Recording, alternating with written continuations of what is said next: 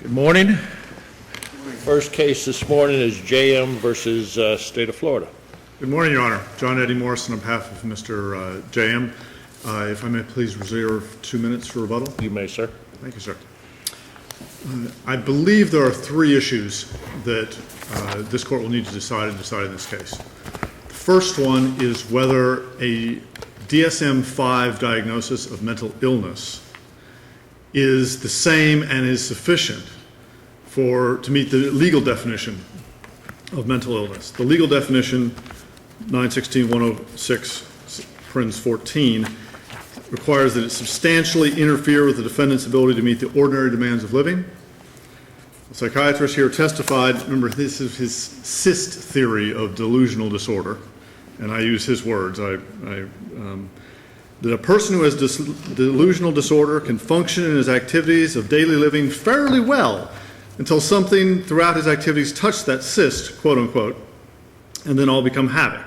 You know, the cyst opens up, and only then does it begin to interfere with the activities of daily living.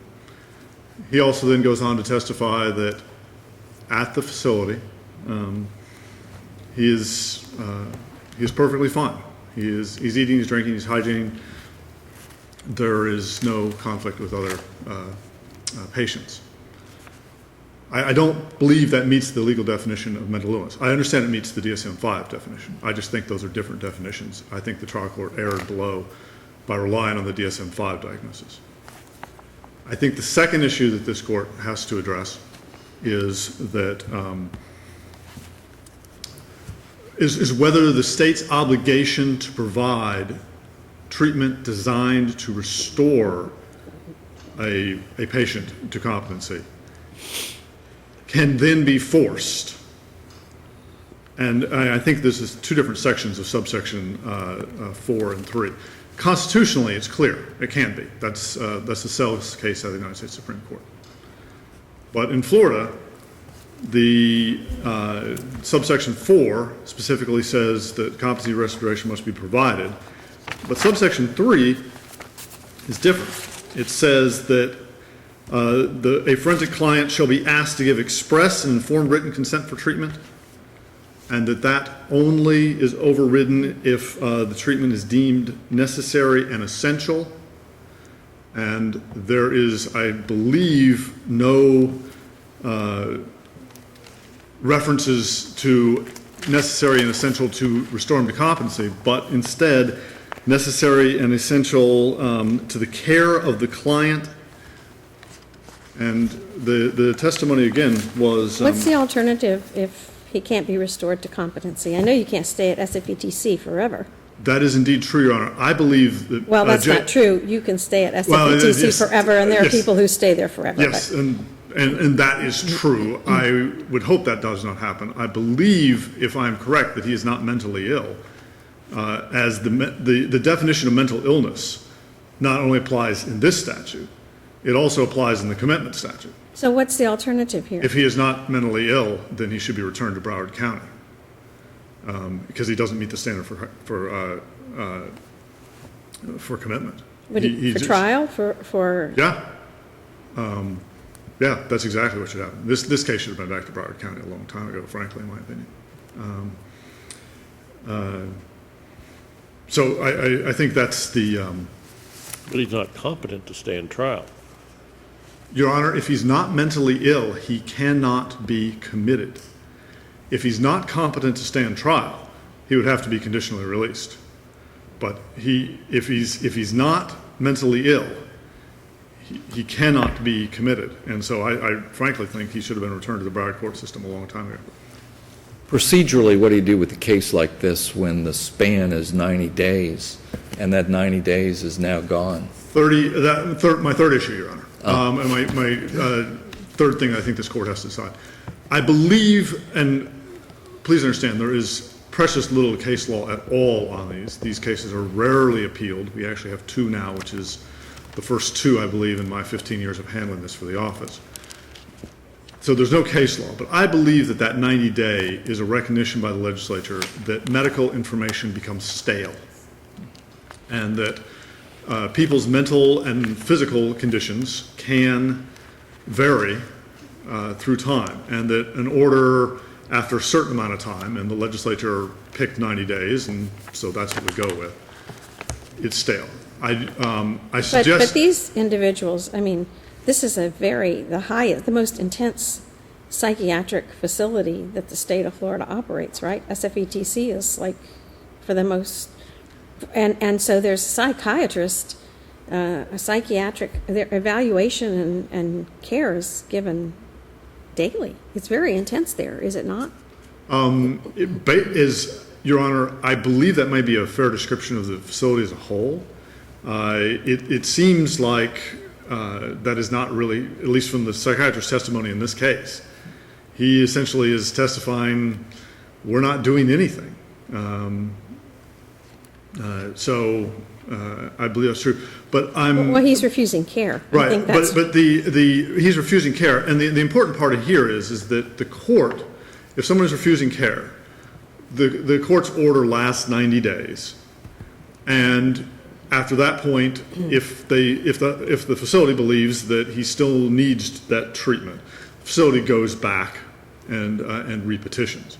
I do not believe the previous issues that the case ends up moving out because of that, simply because should the psychiatrist, I do not believe that the issues in this case moot out because of the 90 days.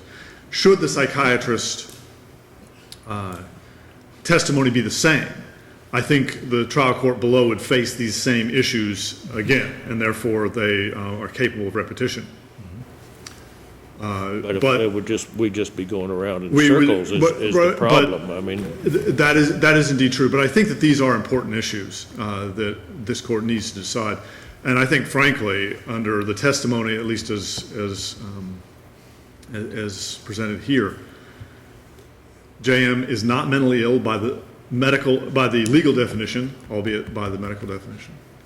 And so you say the time is not told by the state. That's really what well, I think that would seem odd, Your Honor. What if the stay was? What if it's not unheard of for this court to take a few months to write an opinion? The stay ends up being 6 months, 9 months. Mm-hmm. Do we know what the condition is of JM at this point? No, we simply do not. And so I think that's why the legislature chose a time. They chose it 90 days. So the court would need to be, I believe, cognizant of that in sculpting its orders in this case. I have nothing further unless the court has questions. Thank you, counsel. Thank you. You'll have your 2 minutes. Thank you, sir.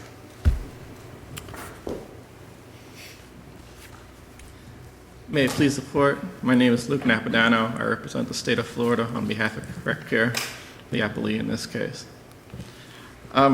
First of all, with regard to appellant's argument that there's no mental illness in this case, I agree that there's a statutory definition and that the DSM is not determinative of whether a particular illness meets the statutory definition. But here, the trial court did not rely just on the DSM. The trial court had the orders committing him to custody in front of him. They had the testimony of Dr. Alfonso that the appellant suffers from delusional disorder based on his delusions regarding the law and the situation, his endorsement of conspiracy theories. Had Dr. Hernandez's testimony that the appellant's refusal to meet with doctors and that his letters were a product of his mental illness. The trial court heard from the appellant personally, was able to judge him, and read his letters. And based on all that evidence, the state would suggest competent substantial evidence. this case is when you get down to it, is fascinating reading. This is a man who distrusts the legal system and thinks the legal system is out to get him based upon the way he has been treated in the criminal court system. Right. And if you read his purported delusion, it's not far from what we see in some Rule 3.850s. You know, it's like I'm caught in system hell, and everyone's against me, and this is how the common guy views what's happening. And the position of the state is, you're nuts. And until you take this medicine, you're nuts. And he says, I'm not going to take this medicine because I'm not nuts. I think you guys are conspiring against me. It's almost like one of these movies with Brad Pitt, you know. when you get down to the bottom of it, the man thinks the system's against him, and I'm not taking this medicine to help you out, to prove that the system's not against me. So is he mentally ill, or is he just irritated with the system and is willing to stick to his guns? So what competent substantial evidence is that this guy is mentally ill to the point where he's got to be forced to take meds in order to make him give up his delusion that you're out to get him? Well, I mean, I know. That's a very this is a very interesting case in front of us today. What's the competent substantial evidence that he's mentally ill and has to be medicated to restore his competency? well, I mean, as I said, it's just the testimony of the two doctors and the letters that the appellant wrote, and his own personal testimony that everyone was out to get him. And the trial court was able to review that information. She heard the defendant testify, and she came to a conclusion that qualifies as a mental illness.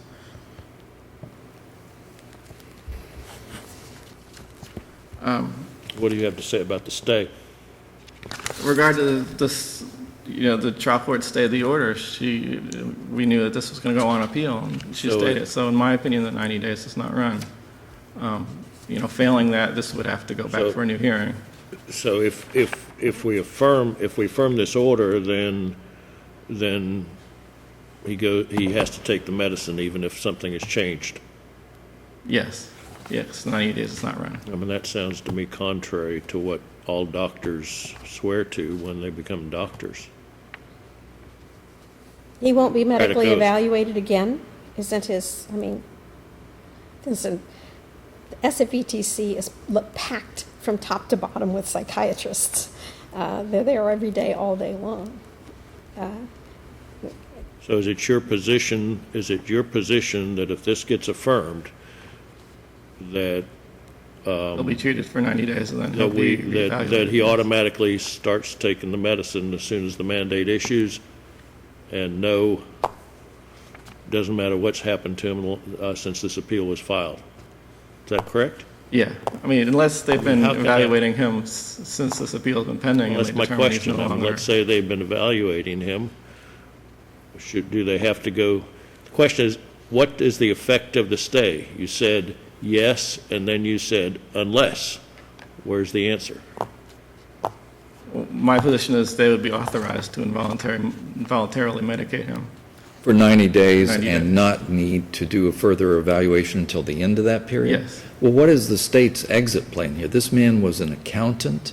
He was highly functioning. What happens? He has his meds during this 90-day period. And what happens after that? Is he going to be on perpetual involuntary meds? Well, the appellant was put on Hadal before, and he was restored to competency. So my expectation is he will take Hadal, he will be restored to competency and sent back to Broward County for further proceedings. Come out of his delusion and then go back for trial in Broward County? Yes. How can we order that how can the effect of this order be that he was evaluated, 6 months ago or so at this point? That he goes, that whatever's happened since doesn't matter. Maybe he's perfectly lucid at the moment, doesn't have any more delusions. Things are fine. I Not understand ready your to be concerns, released. but He's almost ready to go. He stays in 90 days to. I'm not aware of any authority that these Pardon? orders can't be stayed. So Pardon? I'm not aware of any authority that these orders can't be stayed. So Well, isn't his confinement at SFETC subject to the condition that he is not competent to proceed to be tried? Yes. So as soon as it's determined anywhere along the line that he's competent, whether he's taken his meds or not, his competency is restored and he has to be sent back for trial. That's the whole point of being at SFETC. right, I agree. Correct? Yes. So if in the meantime he's become competent, are you saying no one's looking at this man? He's sitting in a padded room and nobody's taken a look at him? Oh, no, I'm sure they would send him back. So if he's they're mentally paying his for him. competency is restored, he would have been shipped back to Broward. Right. So the fact that he's there then means that he starts taking the meds. That's your logic. it's my understanding he's still there as of, Well, we know that. Monday. We're confident of that. Otherwise, we would have other questions. Thank you. all right, thanks. 2 minutes, sir. I think I only need one of them, which is he may be delusional, as Judge Wells pointed out. Maybe it's not delusional. Maybe he really is a victim of this. But isn't The that, delusions do not- isn't that what we decide here? I mean, if it's delusional or if it's that the system is wrong, the system's mistreating him and he's right, we handle that, don't we? No, Your Honor. That is the medical decision as to whether or not it's a delusion or not. So if his psychiatrists say he's delusional, and then I, as a judge, not as a psychiatrist, I'm going to say, the guy's delusional, he needs to take his meds. Let me phrase it a different way. Assuming the psychiatrist got it right, that he is delusional, for the sake of argument, that does not say that it substantially interferes with the defendant's ability to meet the ordinary demands of living. That is the judge's decision.